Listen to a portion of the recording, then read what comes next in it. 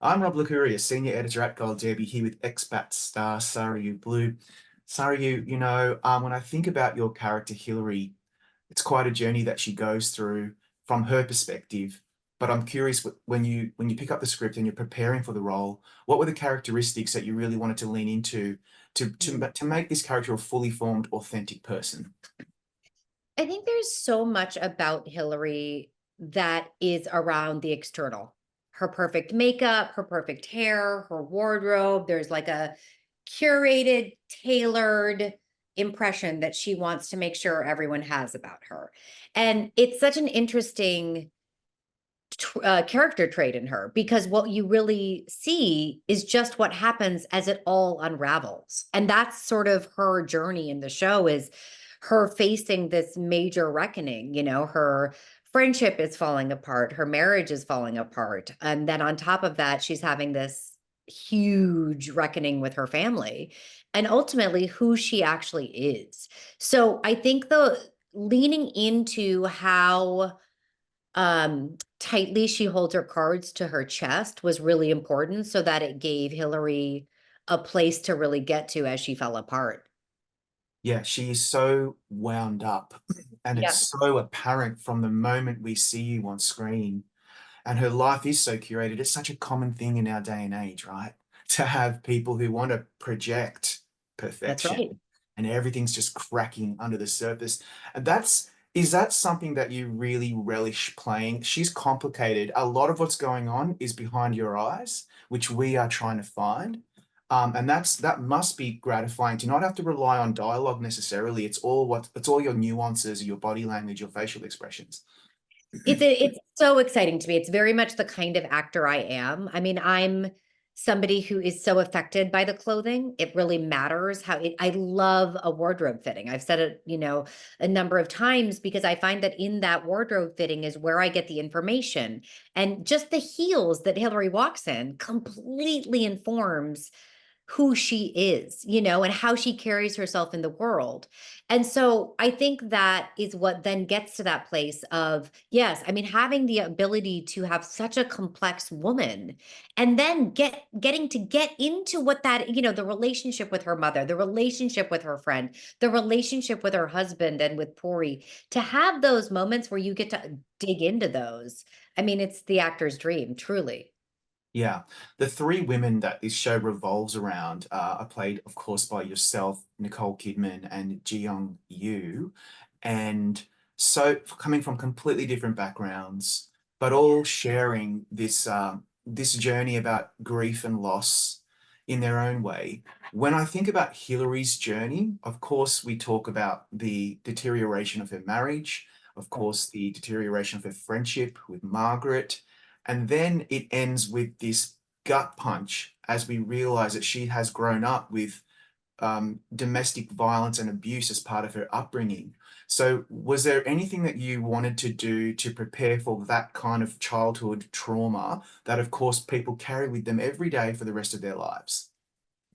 I think, yeah, I mean, it was really important to me to honor this storyline with total authenticity, there's also the storyline that she's Punjabi and Sikh, and that's a really important aspect. And so, our writer Gursimran Sandhu, who wrote a chunk of Hillary's storyline, a big chunk, I should say, those were conversations we had over and over again, and just sort of on top of that, speaking with people who have had the experience of domestic abuse who were interested in sharing their stories, I think was a big part of my preparation, primarily because it's such an important storyline to be able to tell with the raw vulnerability.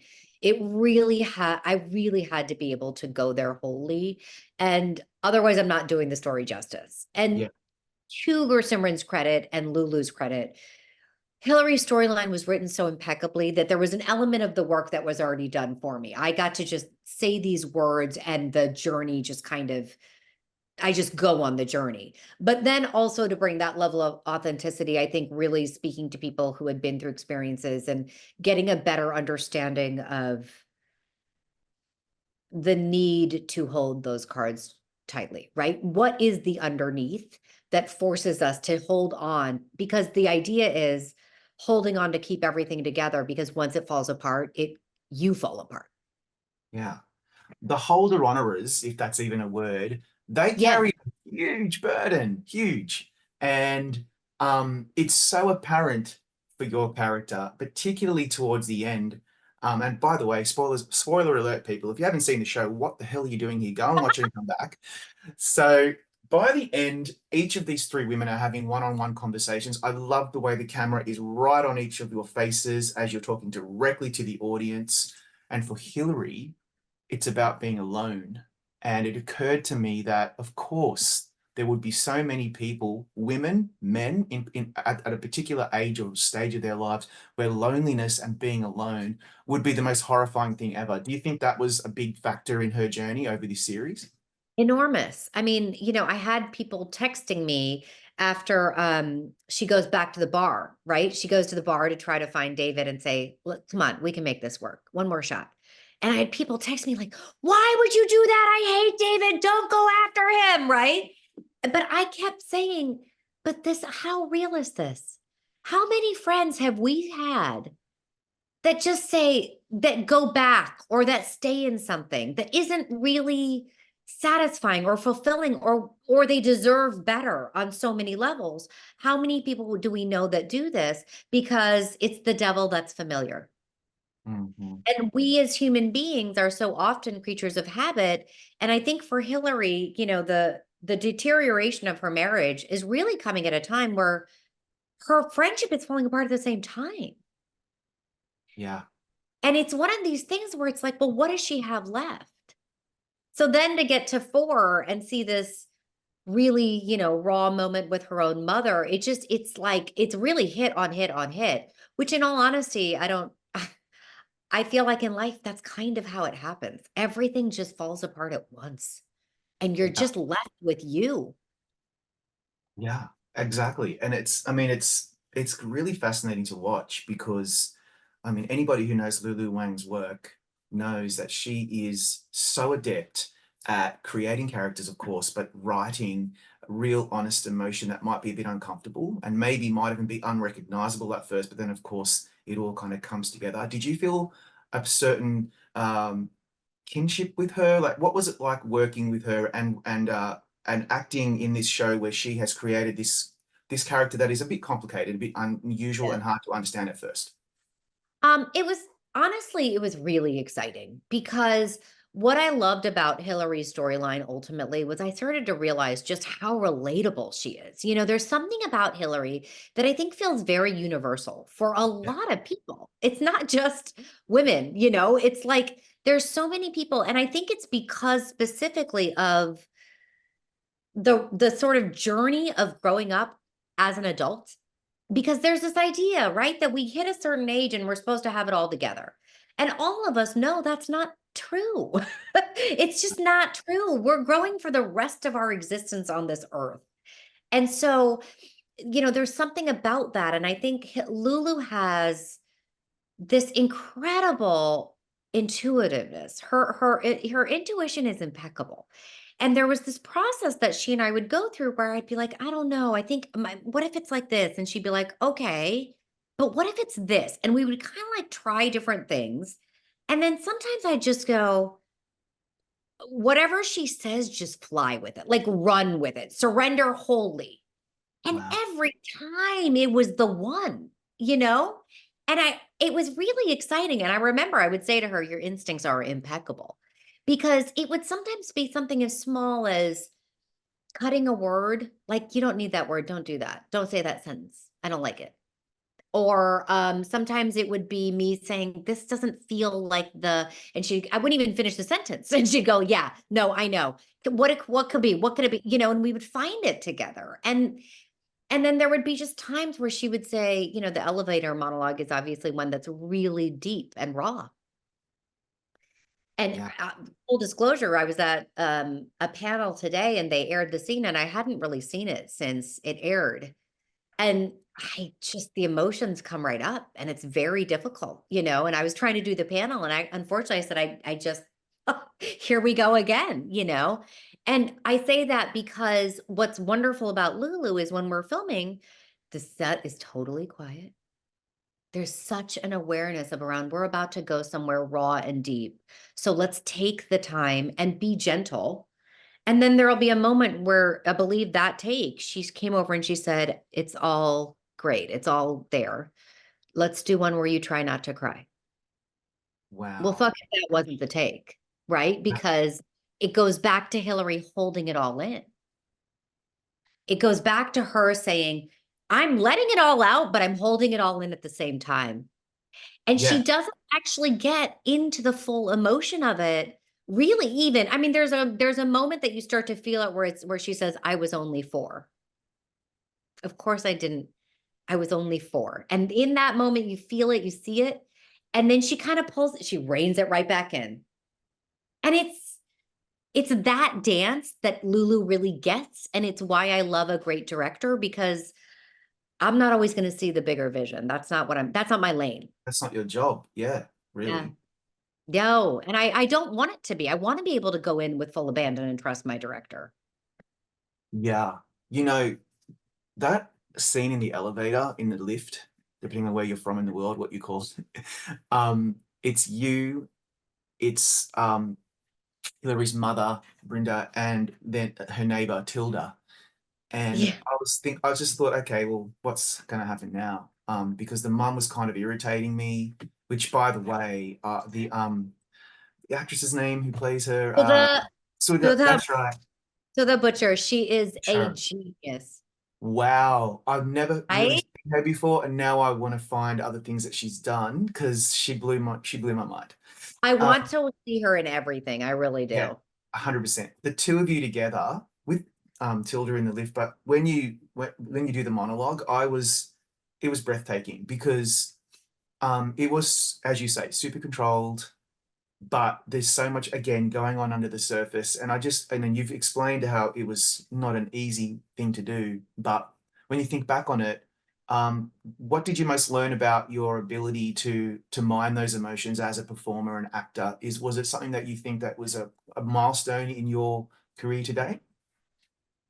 I think it was something a master. Well, what in my Yeah, career today? what how do you feel like how when you look back on it, do Yeah. you think that it was something that you've learned from? Because it wouldn't have been easy to just to do that monologue. You could have done that monologue in any way and it would have been fine, but it was very, very compelling because there was so much that wasn't said, but yet we kind of still felt like we knew what Hillary was trying to say. Yeah.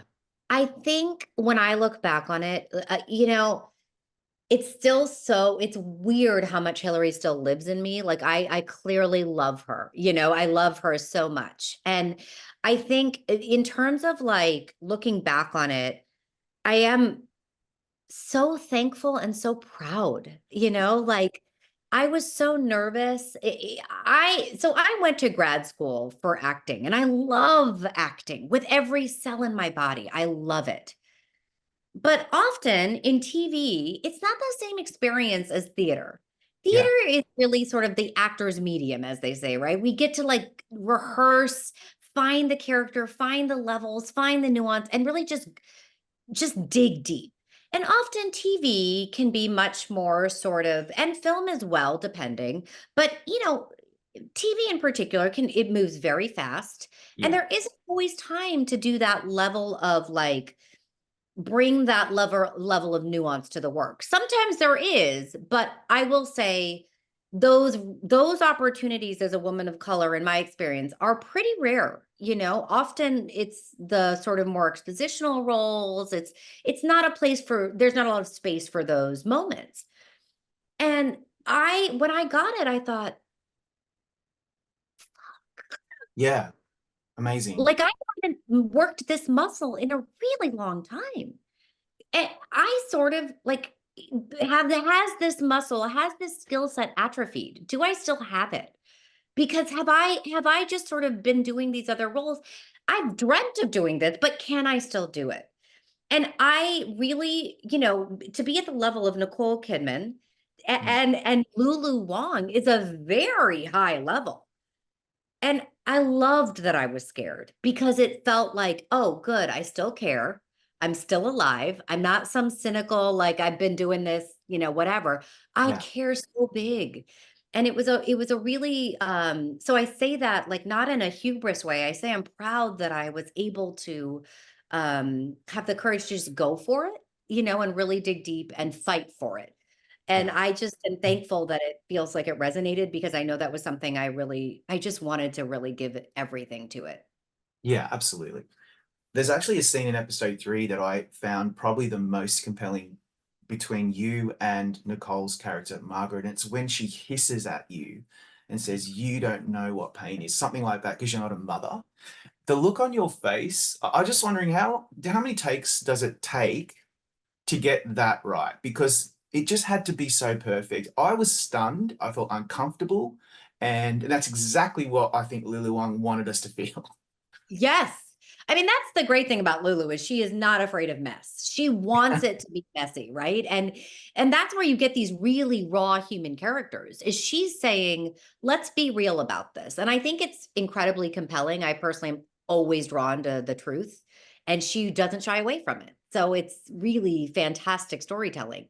That one I don't remember how many takes we did, but I will say the greatest part about working with Nicole is she always gives you everything. There's no take where she's phoning it in. And I know there are actors who kind of choose to save it when it's not their coverage, which I completely get. Everyone has their approach and their process.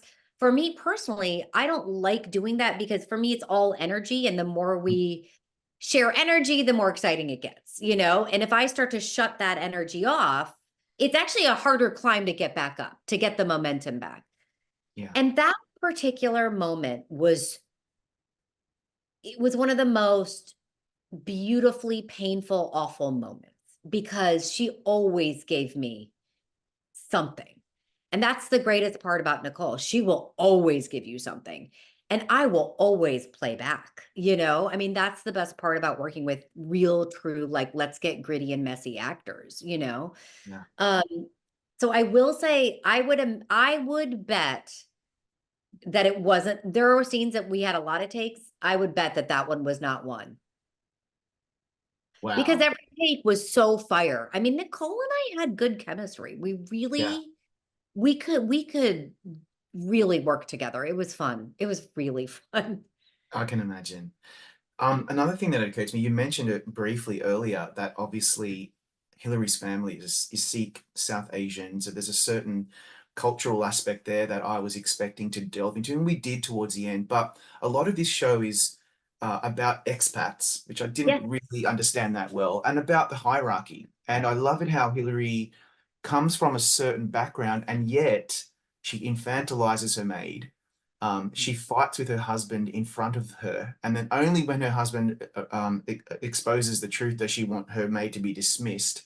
And I love the line where she says to her, "Don't ever let anyone tell you what to do," while she's telling her what to do. What did you feel about that whole dynamic? Because I thought it was fascinating. I think it's so listen, it's another thing I loved because these characters, at one minute you think you're rooting for them. Yeah, The next minute you're like, "Oh, I don't love this." yeah, Right? And I think the thing about episode 5 is it's sort of great because all these characters that you're kind of in their worlds, in their POVs, in their stories, and then suddenly the whole thing turns upside down and you're like, "Oh, I actually we just had to see the ugly side of you." And mhm, I think that's again a testament to the way Lulu tells stories is she really doesn't want anyone to be the hero or the villain. She really wants everyone to be a dimensional human being.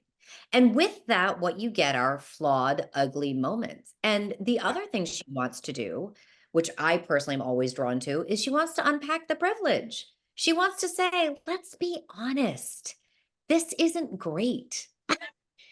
And I think it's such an important moment with Hillary, because it's this weird situation. On the one hand, you're like, I hate your husband. He's cheating on you. Your mom is so, you grew up with abuse. You've been through so much.